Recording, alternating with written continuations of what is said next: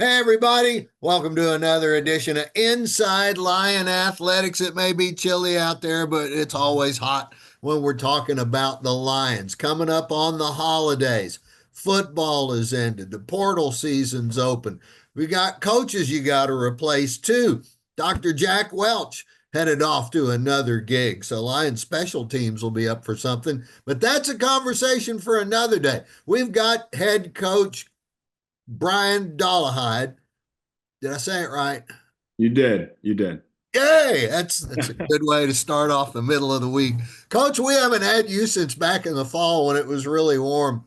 How's everything going with the program? You're still kind of in that wintry period where there's a lot of indoor practice. That's right. Everything's been great. All the guys and girls are getting their work in, studying, doing all that, and they're all about to head home. Um, Potentially play some tournaments back at home with better weather, and then we'll kick off the season for the guys in early February, and for the guys or for the girls in early March.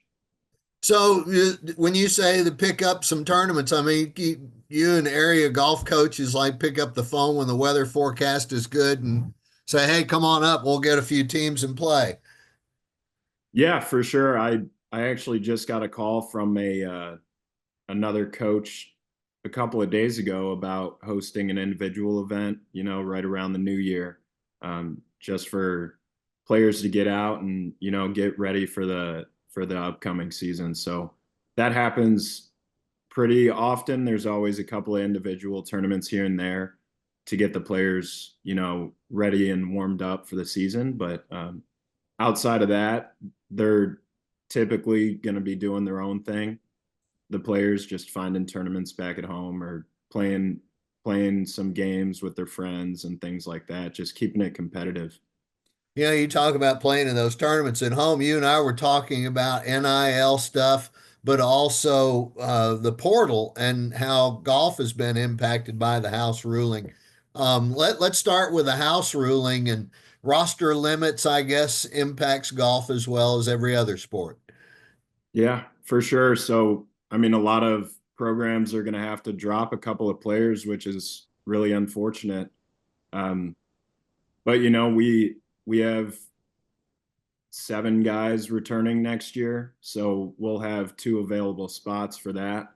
um, so yeah, it's really just kind of, having those conversations, figuring out what teams are letting go who, um, and really just feeling it out and seeing what's a good fit for us. Coach, how do you even track those players?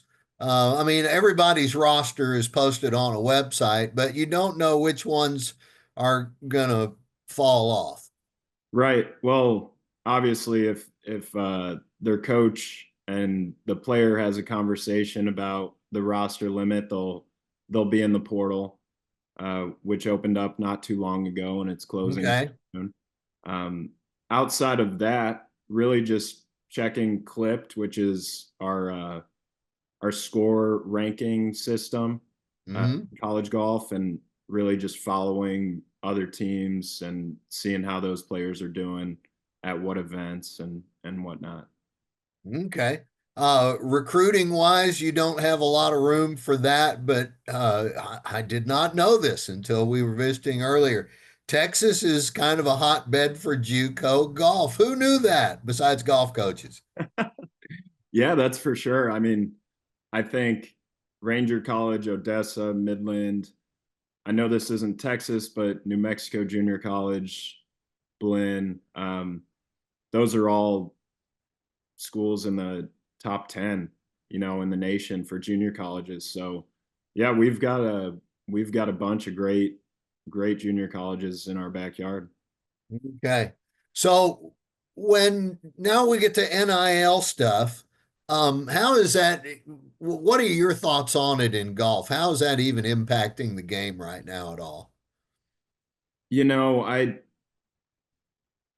wouldn't say it impacts us very much. I would say the players are out there going out to get their own deals, but from a university NIL standpoint, I don't think it impacts our program very much, Yeah. from the way I see it. How can the players work with other, I'm sure golf clubs have something to do with it, but how can they do that like they weren't able to before? What can they do? Well, I don't know exactly for sure. I'd have to reach out to Dale about this one, but I'm sure Okay. they can reach out to you know, all sorts of companies, try to get gear and things like that, just so they can get set up for the next season. Okay. Makes sense. And but they're always wearing a lion patch when they're out on the course. They won't have like Shady Lakes Country Club or anything like that. Correct. Yeah, I was more so talking about when they practice and go back home, just outside of our school tournaments. Okay. All right. Well, that's fair enough. Well, Mhm. what are you looking forward to most about the coming spring and the season? Yeah, I'm looking forward on the guys' side to capitalize on a pretty solid fall. We had two top three finishes, which it we played pretty well early on in the fall. We fell off at our last event, but looking forward to picking it back up right around the Super Bowl. That'll be our first tournament, and it's actually going to be our best field of the spring. So we're going to have a good test right out the gate. Okay. And then the women, a little bit after that, well, nearly a month later. Right? Yeah. So the girls, we were up and down this past fall, dealing with a couple of injuries. So it's good we have some time for all the girls to get healthy and ready to get back at it. We'll start back up in early March and, try to make our way towards that Southland Conference championship and bring a trophy home. All right. Some places have two coaches for each men's and women's squad. How's it going for you being the boss of them both?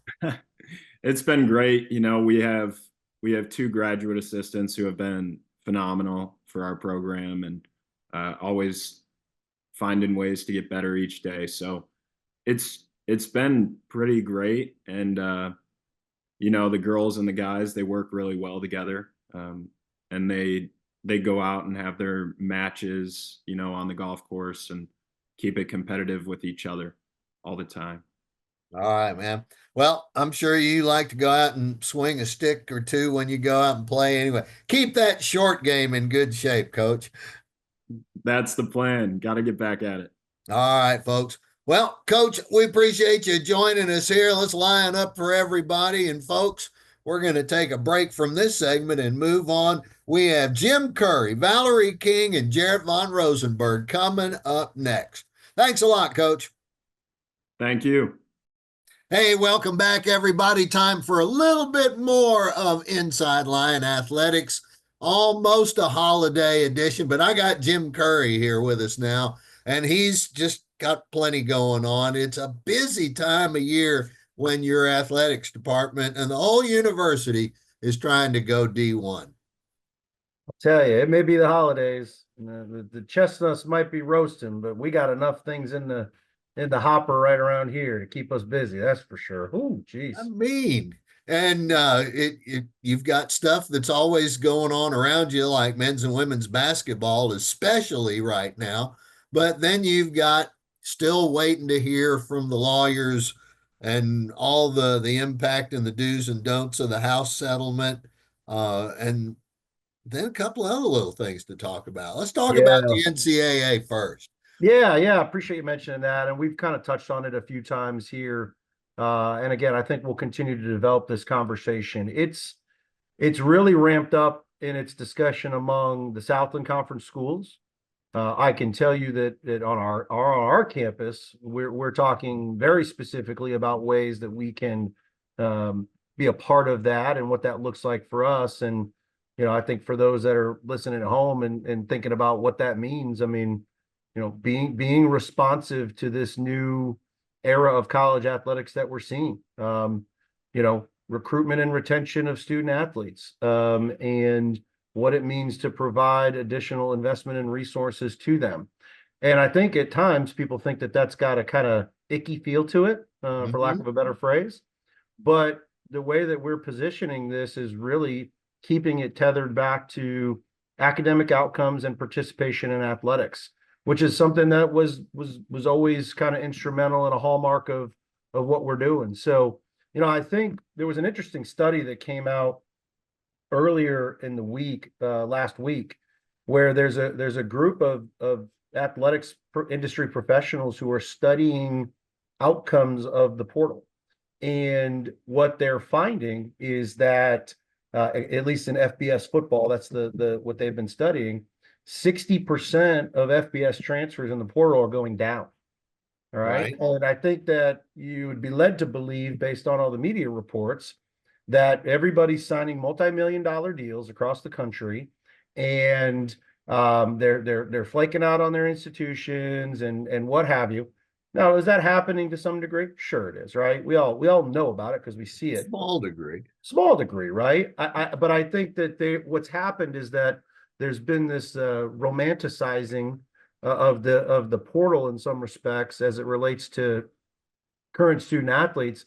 And again, the reality is that 60% of those FBS kids are coming down, which is a good thing for us too, right? Sure. I mean, Right. we can benefit from that in terms of the quality of the student athletes that we can recruit here. And I think it's important to note, they're not just great athletes. We're recruiting great students from those institutions as well.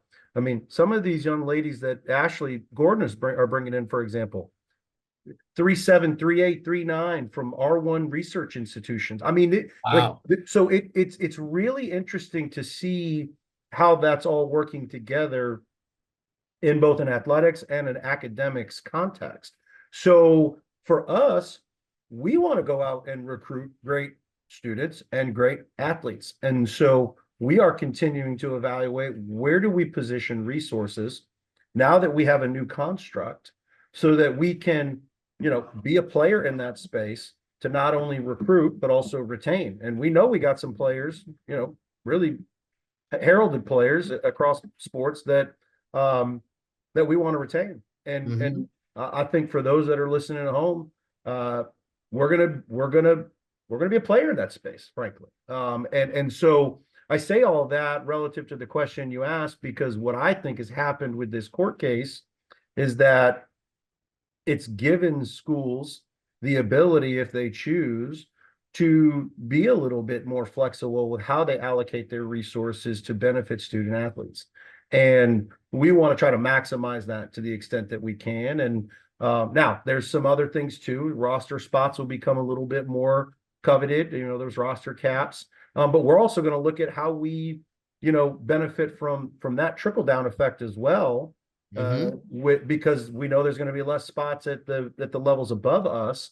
And so we've been talking about since May, honestly, how do we game plan for this influx or flood of student athletes that will enter, that are looking for places to compete at a high level, and how do we stay aggressive and proactive in that space. And so again, there's a lot to flush out still in the detail. I would say every school's in a little bit different spot, both across the country, but even in the Southland. And but I'm encouraged by the conversation that we continue to have, and again, I think we can really benefit from it. So in this trickle down, this one-time trickle down, it lands on somebody when it stops falling. And it's probably those high school kids that have been the core of recruiting for decades. Yeah, that's a good The point. very existence of collegiate athletics. But now you've got so many student athletes that are not in high school anymore, and they're still recruitable. No question. And I think people see us sign 3 people on signing day last week in football, and they think, oh gosh, what's going on? This is some type of red flag. Like, nah, that's just an industry trend, right? Now, Power 4 schools, probably a little bit of a different analysis, right? Yeah. They can, they're trying to find their mix too. We're trying to find our mix. 2 years ago, we signed 20 plus high school kids. we've been able to grow some of those guys and develop them in our system. Mhm. I don't know if there's, I don't, I think everybody's still trying to figure out what their mix looks like. And it probably differs among schools as well in some respects. But, at the same time too, I've heard the conversation that Clint is having with his coaches about how they want to, attack this December period right now, Mhm. relative to, again, the trickle down that's coming, and making sure that they're really, really selective in terms of the quality of the student athletes that they're bringing in. This is a little bit of a mindset shift from D2 as well. In some respects, D2 is, hey, we're going to pile up numbers. We're going to flush it all out. We're going to find out who our best, 11 or 22 or 5 are for basketball purposes, right? Mhm. That's a little bit of a different, milieu here in Division One. And so part of it is adjusting to a broader macro environment shift. And part of it is adapting to some of the transition related elements that come from moving from D2 to D1 and how we can recruit and what have you from there. Yeah, I think the thing that we still sometimes get, I'm not going to say surprised by, but maybe for lack of a better phrase is surprised by, is the quality of the transfers that look at our institution. They see our growth trajectory. They see the quality of our academic programs. They see where we're going. And for those student athletes that want to be a part of, building something, maybe be part of something bigger than themselves, that kind of want to have a little bit of a legacy element to what they're doing, we're a great spot for them. And that message has resonated, I think, more so than maybe some would think. And frankly, those are the type of kids you're going to win with. So, however you get those kids here, wherever they come from, you got to have a new type of sustenance for them now with all the NIL stuff and whatever the ruling becomes. You talked about before we got started, a membership campaign in supporting athletics. There's always been the Lion Championship Fund and precursors to that even, but you need 4,000 regular participants in a membership campaign. So And yeah, your starting point is a little over 10% that right now. yeah. So to kind of unpack that a little bit, one of the things that we've been trying to evaluate is what are some of the metrics that we need to hit in order for us to realize sustained championship level success in Division One FCS. All right. So Okay. a little bit of a peer assessment relative to the FCS. And let's be very clear. I'm not benchmarking against the Southland. I'm benchmarking against Montana State, Right. South Dakota State, North Dakota State. We're here to win championships. All right. Let me be very clear. So if anybody is like, oh, that's really aspirational, it is. It is aspirational because we're trying to compete and win championships. I also know that if we can get to some of these metrics that we see at the highest levels of NCAA Division One FCS athletics, not only are we going to be able to compete at the national level for championships, but rest assured, we don't have to get all the way there before we're consistently competing for championships in the Southland. And Sure. honestly, in some sports, we're already doing that, right? Mhm. And so we've been looking at what that metric looks like. And to what you said, we think we need to have about 4,000 donors to athletics. And that can come in any form or fashion. That can come in sports-specific giving. That can come in scholarship giving. That can come in capital giving. That can come in, you name it, right? It can come in any form or fashion. Planned giving, it doesn't matter. But we need 4,000 people engaged with us. And so you kind of mentioned, you're like, man, 4,000, that kind of seems like it might be a lot. Well, we've got over 100,000 living alums. We've got about 3,200 living student athlete alums. Mhm. So 4,000 people engaged with athletics, really, when you break it down, is not a huge stretch. It's No. just a huge stretch from where we've been. But Right. if we want to get to where we want to go and we want to achieve the things that we got to do, that's what it's going to take. Right. And I think it's okay to be really explicit and overt about it. So to that point, now that we've kind of crunched the numbers a little bit and tried to assess from a benchmark perspective where we need to be, what we're really doing is we're establishing what I would call stretch goals, right? I mean, Mhm. stretch goals for where we want to be. 4,000 is a little bit uncomfortable, right? We haven't done that before. Mhm. But with the living alums that we've got involved, with the trajectory of the institution and our athletics programs, with the opportunities that presented, with the tradition, the history, the legacy that we've got, Mhm. we can do it. But we got to have a focused effort around it. So we're batting it around, but I think right now we're focused in on Roar for 4. We got to get to 4,000 donors in athletics. If you were ever looking for where do we start with all that, and you've got your campaigns, the predecessors, Ryan Ivey, Tim McMurray, the stuff they had going to build from that. But then you get gifted a petition with 9,000 signatures on it for whatever that petition was for. Hey, here's your opportunity. You don't even need half of those to get it. But what a great opportunity for both to, hey, we've all of a sudden we've got this really cool branding change and you love it. Yeah. Come Well, on board and show us some more. well, to your point, there's great energy right now, but also to your point, there's a really strong foundation that's been here before I got here, right? Sure. You mentioned Ryan, you mentioned Tim, you mentioned Carlton, guys before. There is a really strong foundation there. And so that's honestly why I think it's not that unattainable for us, because there's a good foundation here in a lot of respects. We've got a really passionate fan base. We've got a really passionate alumni base that cares about athletics. Let's be honest, right? And but I think what we've maybe missed over a little bit of time, and again, my 18 months here is we've never kind of set the bar for what we need to get to.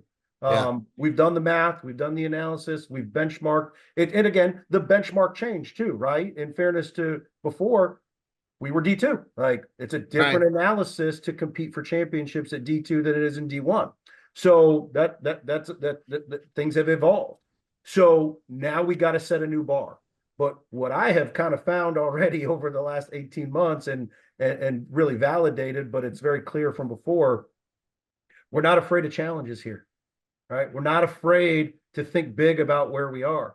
This is a university for 135 years that has continued to grow and fight and be gritty and get after it. And that's why we win championships. And that's why we've got academic success. That's why there's so much pride in this place. And so I think if we can manifest this, set the bar, set the goal, we can hit the goal here.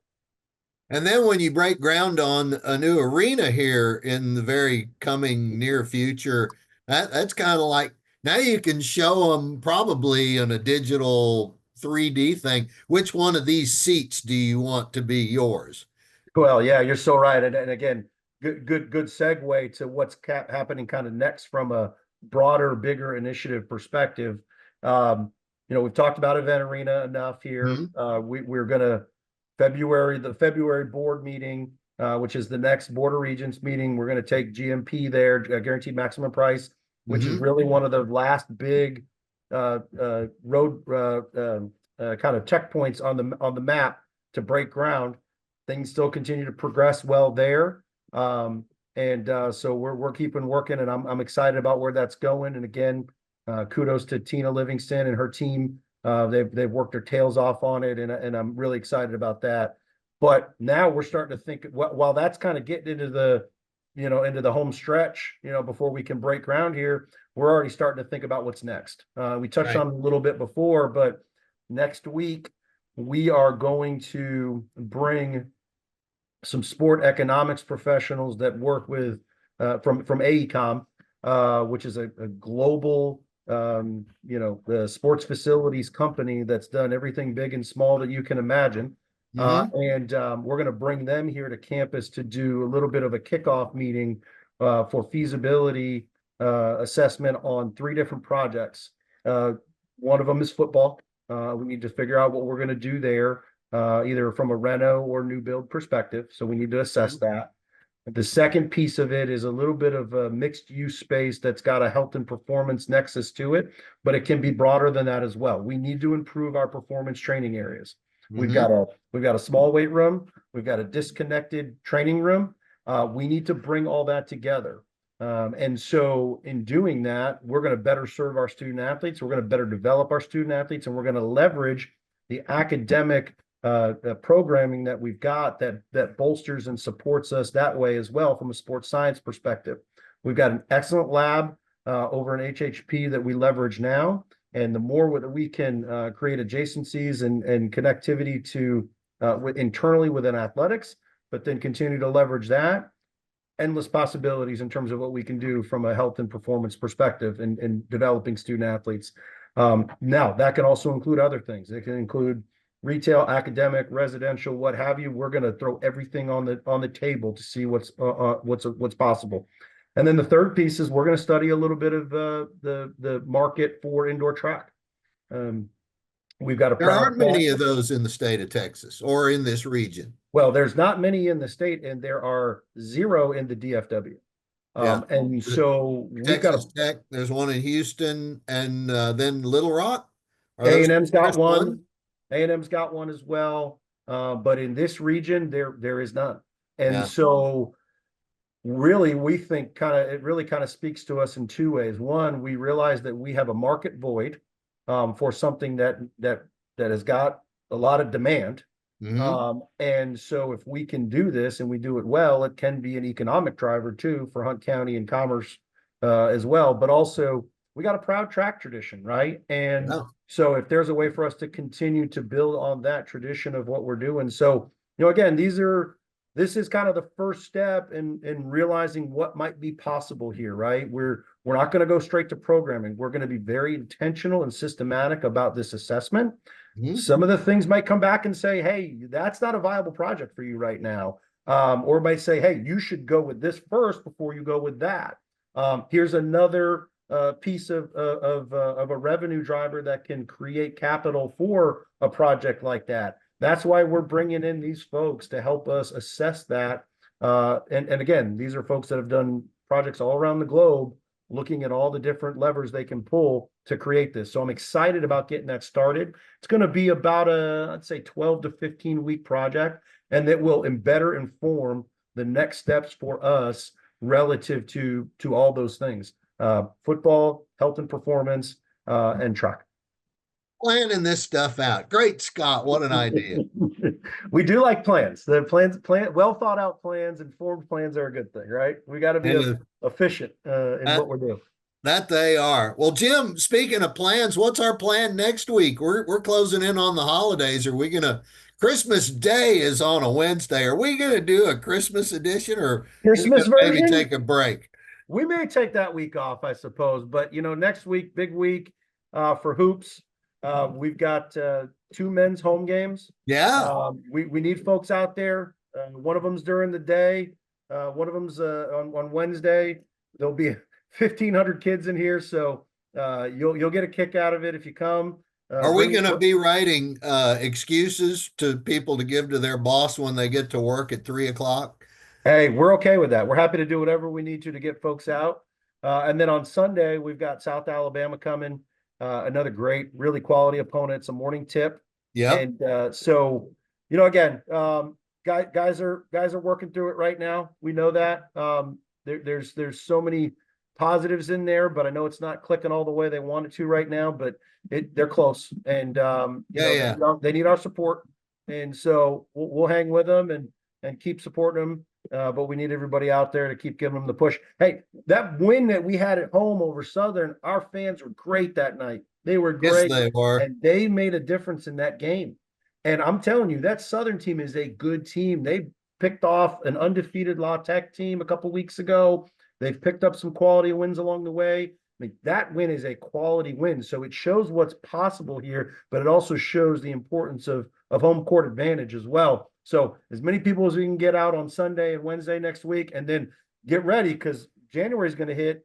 Women on the 2nd, men on the 4th, men and women on the 4th doubleheader, and then the men on the 6th on that Monday. So let's get it cranked up. It's hoop season. I know. Love every bit of it.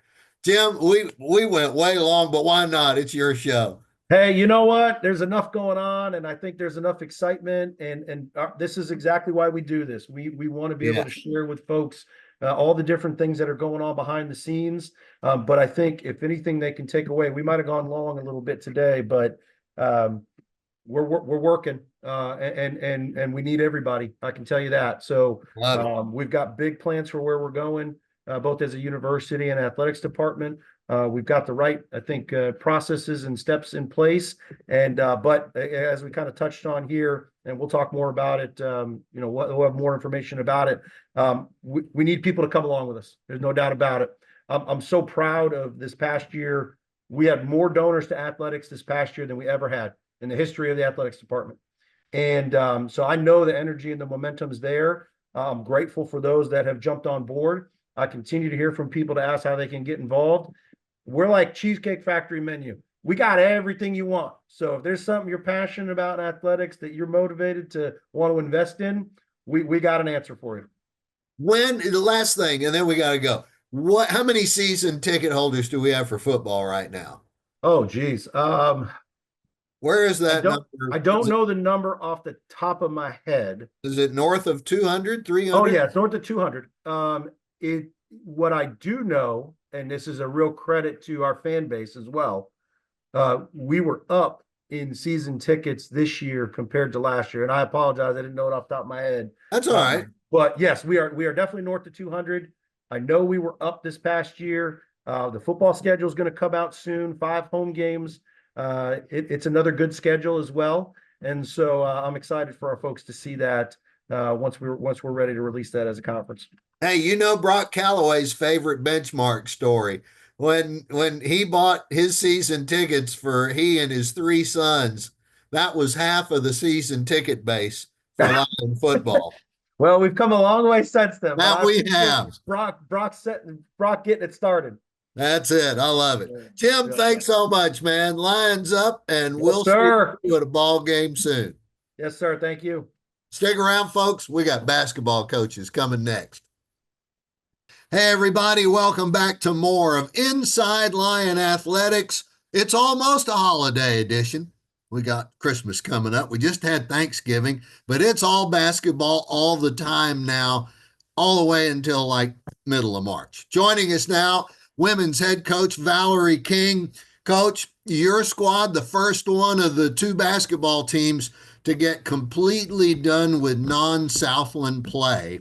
It was a tough one out in Abilene for you Saturday. How about a little bit about that game?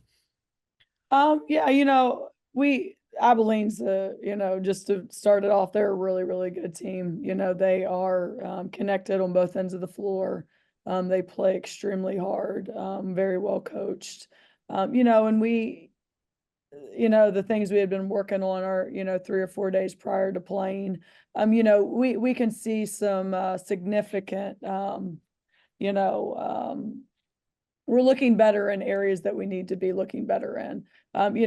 Just still not consistent enough, throughout the game to be able to, keep that where we had it at a 4 or 5, 6 point game. They stretched it there in the third quarter. And that's where we need to be able to keep it, between 4, 5, and 6 there, just to, be able to make a push at the end. Okay.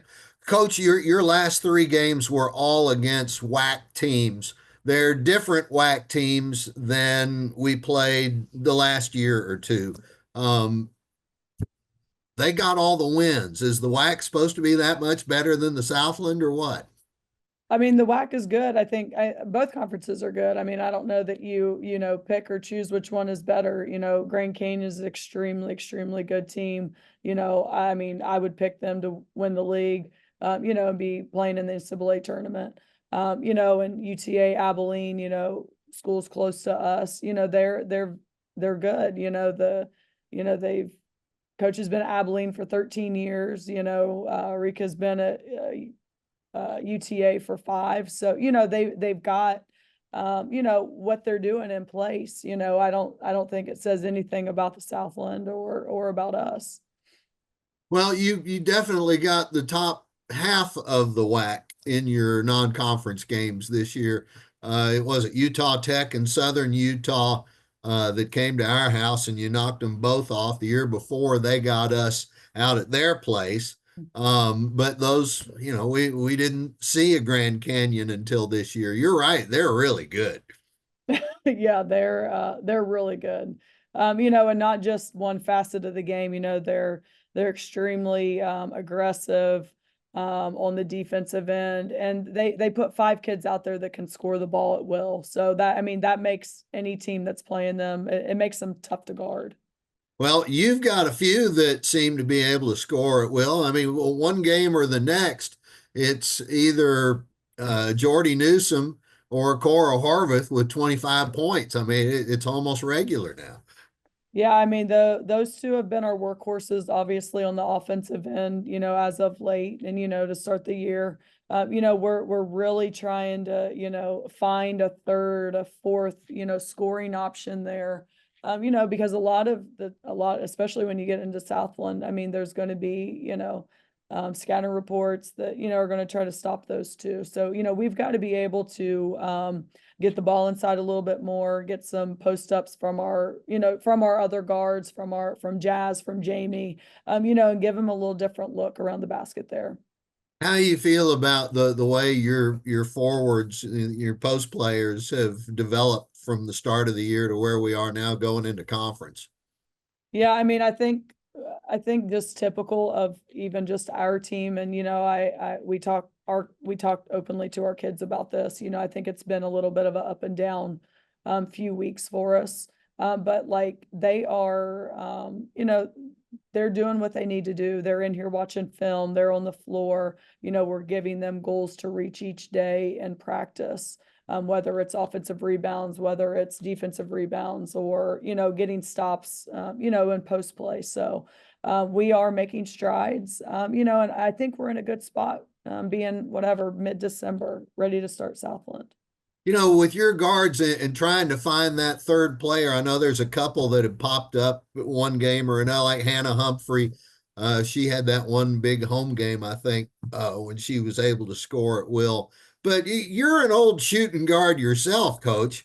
I mean, show them all the different places to hit a three from, right? Yeah, I guess. I think it's, we've had some people step up. Obviously, they're capable of it. We have to find a third, a fourth consistent person, that's going to be able to do that night in and night out for us. A little bit about the two upcoming games. They're spread out a week apart, but you're going to open Southland like the men did against Houston Christian in Houston. And then the next week you'll go down to San Antonio for a Friday afternoon tilt to wrap up pre-Christmas activities. Yeah, I mean, I'm excited to get, to flip the page, turn the page, getting work on Southland Conference stuff. We've spent a majority of this week up to this point working on us, defensive philosophy, offensive stuff, just getting us better, trying to get us more consistent in the areas we need more consistency. But we'll be getting ready and prep for Houston Christian tomorrow. They are, they're an extremely balanced team. They've got 4 or 5 different kids that can score the ball. They run a 5-out offense. So our post play, our 4s and 5s are really going to have to be able to guard on the perimeter. And we're really going to have to be connected on the defensive end to get some stops. Your team may look more different from some of your opponents you're going to face this year, especially the ones that had coaching changes. But you're a little bit bigger up front and a little bit quicker out on the guard. Nobody looks at the record going into conference play, do they? I mean, I don't know. I think some people do. I mean, I think it's a clean slate when you get to this point. Anything can happen. And the thing we've been talking to our kids is, we're right there with 2 or 3 games that we've played, and our record could be flipped of what it is right now. But we've got to become more consistent, and that's a daily habit. Teaching winning habits that that will come out during our games. So I don't know. I'd like to say we're 0-0 going into Southland. Everybody gets two. Doesn't matter what they were on the outside. It's 0-0 headed in. These two teams have a pretty good international flavor to them. Coach Finney down at Houston Christian, she's gotten them from different parts of the globe than you have, though. Just how is this international recruiting thing these days for you? It's a daily thing. I think it's been good for us. Especially with the 4 that we have. I'm trying to make sure I don't leave somebody out. Right. The 4 that we have, we're actively recruiting others, Mhm. for next year as well, and for, years after that. So, it's been good for us. It's been good, where I was prior to. So, I think it's something that, until something changes we will stick with international recruiting. Okay. It's fun to watch, see how some of them come in. Some coaches like Finney, she's got a lot of Southern Hemisphere connections, and yours were all over in Europe, at least for the moment. So Yeah. it's just fun to watch those work out. Coach, where is this team of yours compared to where they were at the start? And are they making the progress that you'd hope to expect by now? Yeah, I think we really are. I think our record probably doesn't portray that. But I think we've made significant strides in the past, I would say 2.5 weeks. And our game schedule has kind of lightened up a little bit, where we've actually been able to get back in the gym and get some real practices in, where we're not just, prepping for the next game. So, we've really needed that. We had a full on November schedule. So, we were playing and prepping and playing and Boy, prepping. did you. So You were doing the same thing. I know it was a bounce between y'all's games and some of the guys. So that Thursday, Saturday routine is something y'all are really looking forward to. It's basketball. I don't know. You like it, you hate it, you love it, you deal with it, whatever, The competitor in you would say, let's just play every day. That's right. It is what it is. Our schedule is what it is. We've got to be able to, prep throughout the week, play a Thursday game, rest, recover, prep again Friday, and be ready to play early Saturday. So, that's just how it goes. So, All right. Well, Houston Christian coming up Saturday afternoon at 1 p.m. If you can't make it down to spacious Sharp Gymnasium, watch us right on here on the Plus.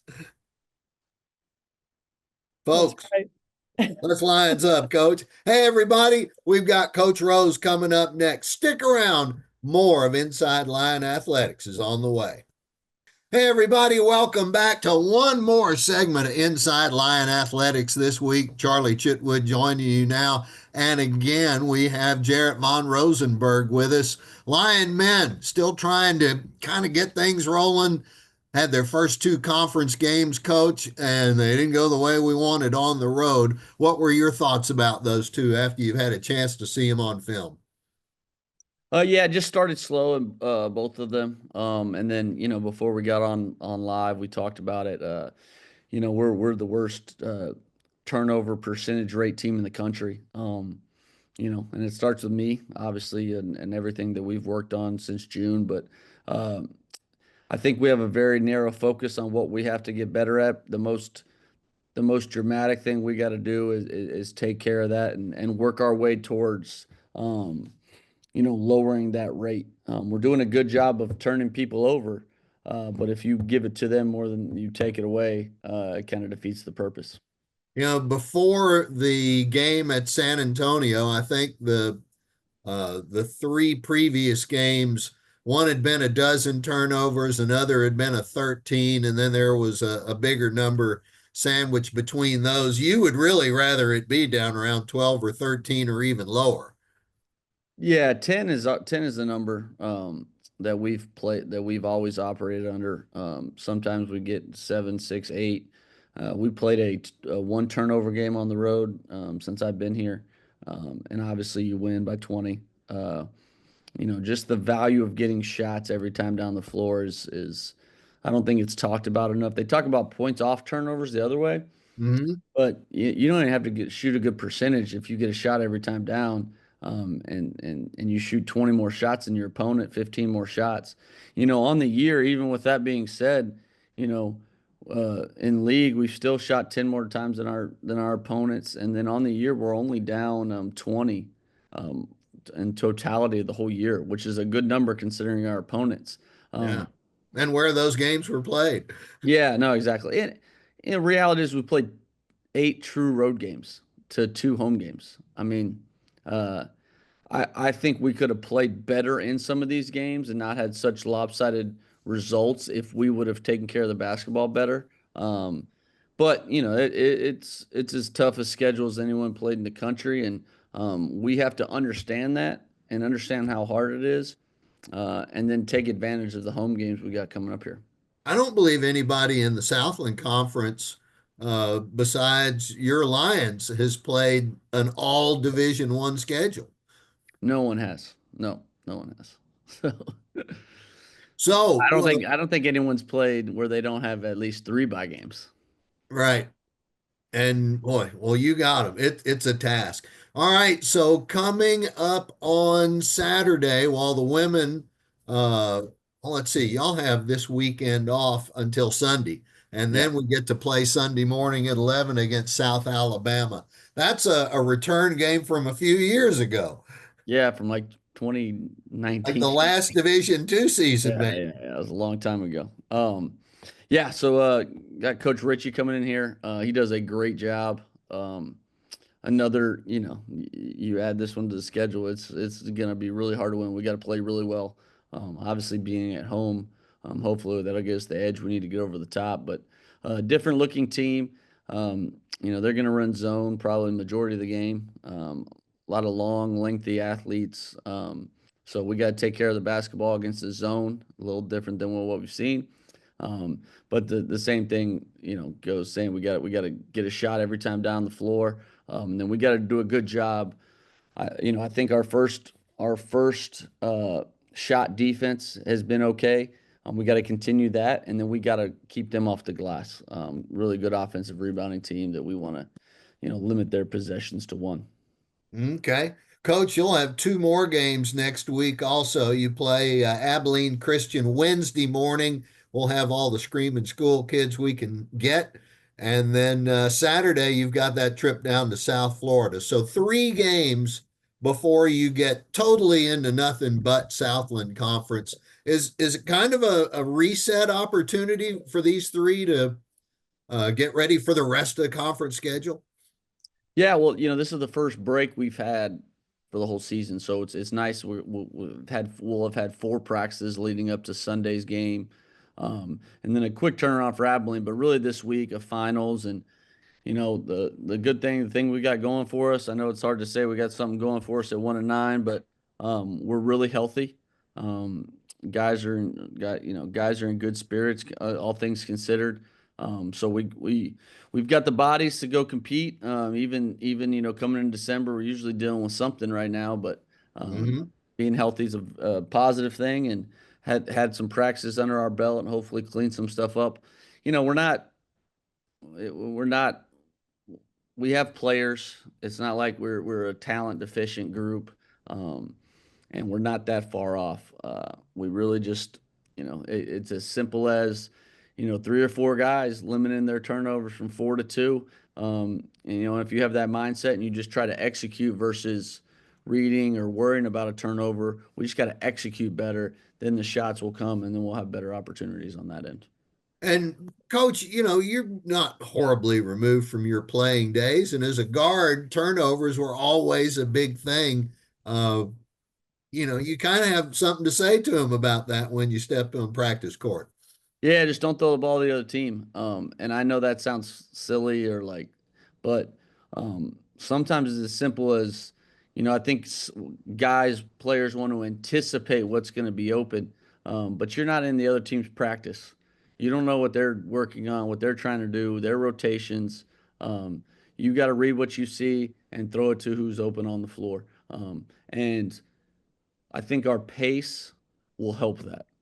Right now, I think everything's kind of half worried about a turnover and where do I throw the ball next.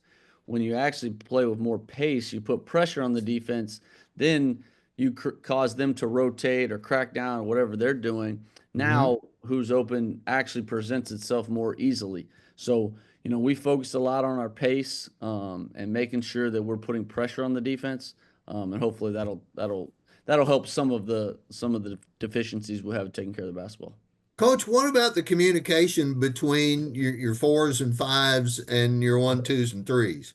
There were a couple of court length passes that didn't go where the thrower had intended. Yeah, that was one. I think we missed them early and then tried to late. Those are the plays we're okay with. There's so many other ones that aren't out of anything that we try to do. Nothing that we've ever practiced, and it's like, well, that's why you're not successful. If you catch the basketball and freeze the ball, and there's 5 defenders looking at you, and now you try to go make a play, that's just not going to work anywhere. I don't care what level of basketball you play, unless you're just so superior a talent from your opponent. So we're not going to have, everyone we play all year, right? We didn't have a bye game, but everyone is good. And I even mean that, all the Division Ones we played, the record of the teams that we've played, if you put it all together, is very, very good. So with that being the case, you've got to have ball and body movement, create some type of advantage, whether that be on a 2-man game or just your pace and movement gets people out of position. Now you go. And that's what we're just not doing a good enough job of. There's just way too many times that we think we're gonna go make a play, and that just doesn't work. And our guys know it. They're not trying to turn it over. They're trying to do what we ask them, and it's just the process of continuing to do it and showing that we had plenty of success in both of those games at times doing what we're supposed to do, and we got to continue to show that and continue to do that more often. Okay. Well, Coach, we'll look forward to seeing that Sunday morning at 11 and then Wednesday morning at 11. And then Avi's going to go with you guys. There might be a Lion fan or two that makes it all the way to South Florida. It's warmer there, I understand, than it is outside right now. No, yeah, we got a couple of players from Florida, so we'll have some representation up there. Excited for them to play in their home state and kind of get back home. And hopefully we can steal a couple this week. Would be a big shot in the arm for us going into the break. And just that I'm excited. I'm excited about where we're at. I'm excited about our team, our health. We just got to continue to work every day, and the wins will come behind that. All right, Coach. Can't wait. We'll see you soon, my friend. You got it. Go Lions Lions. up, everybody. Time to wrap up this edition. Coach has got practice, and we got to get ready. Folks, I'm Charlie Chitwood. For everybody a part of Lion Athletics, thanks for tuning in, and we'll see you again next week.